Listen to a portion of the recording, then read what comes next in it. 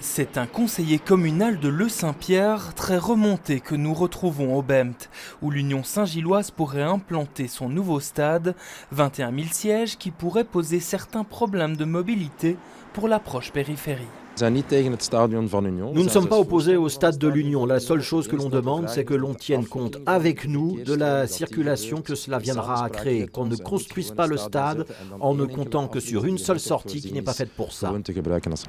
Cette sortie du ring, la voici, celle vers Rosbroek et Drogenbos, à quelques centaines de mètres du potentiel site du stade, une sortie qui serait d'ailleurs la même que pour Forêt Nationale.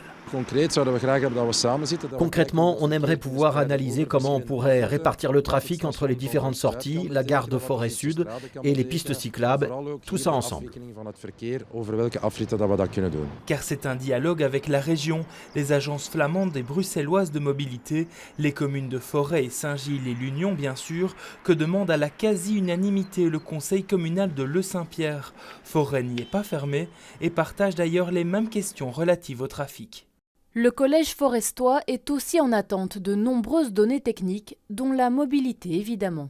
Du côté de l'Union Saint-Gilloise, on nous confirme vouloir construire le stade de manière durable, y compris en matière de mobilité, et qu'aucune partie prenante ne sera oubliée.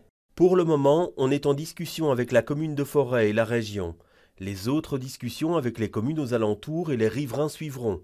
On parlera avec tous les acteurs, y compris le Saint-Pierre. Reste que pour l'heure, ce stade au Bemt n'est qu'un projet. Seul le temps dira donc si les préoccupations se transformeront en solutions.